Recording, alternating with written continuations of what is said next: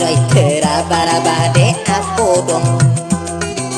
Onde talenyo kalau iroi marabo. Onde kami bantuanyo memle pulo bibianyo.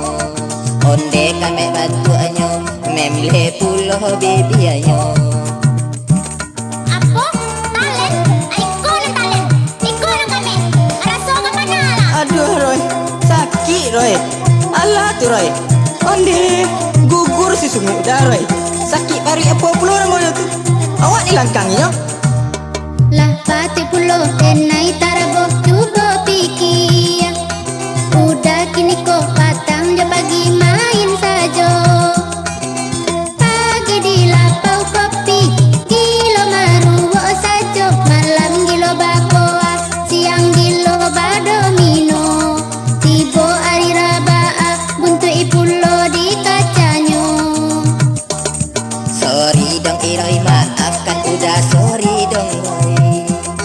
Iyolah salah karajo udah salah moko.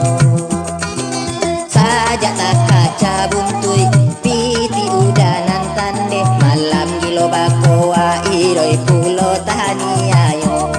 Gilo dek badomino neti pulo nan sansaro. Maaf Roy, maafkan udah. Iyalah salah udah assalamualaikum. Maaf, ini takana maaf. Pitilatan deh, anak binilatan yayo. Apo jule? Bana Roy, tobat udah lah Roy. Tindak kau udah kaca-kaca bagai buntu itu le doh. Sakit parut dan patia hati dan dibueknya. Bangka kalang dan rete lutut dan de ulahnya.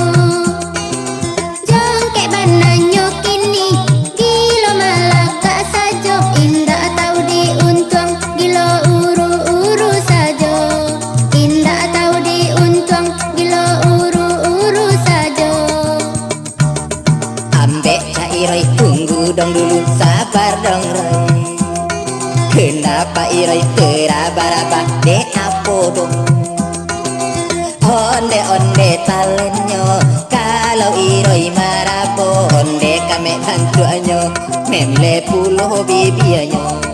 Onde kami bantuanyo memle pulo bibianyo. Apo talen iko ng talen ay ko ng kami araso ka panala. Aduh Roy, sakit Roy.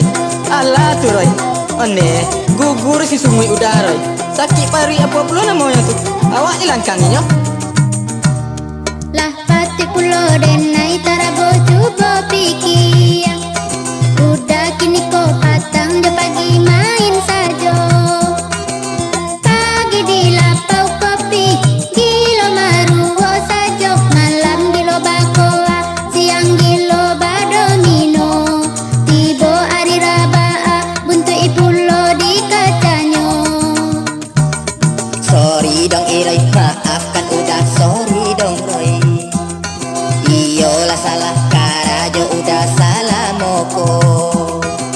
Sajak tak kaca buntui piti udah nantan deh. Malam gilo bakoa Iroi pulo tahaniayo. Gilo dek badomino neti pulo nan sansaro. Maaf Roy, maafkan udah. Iyalah salah udah assalamualaikum. Maaf, ini takana maaf. Pitilatan deh, anak binilatan yayo. Apo jole? Bana Roy, tobat udah lah Roy. Tindak kau udah kaca-kaca bagai buntu itu le doh.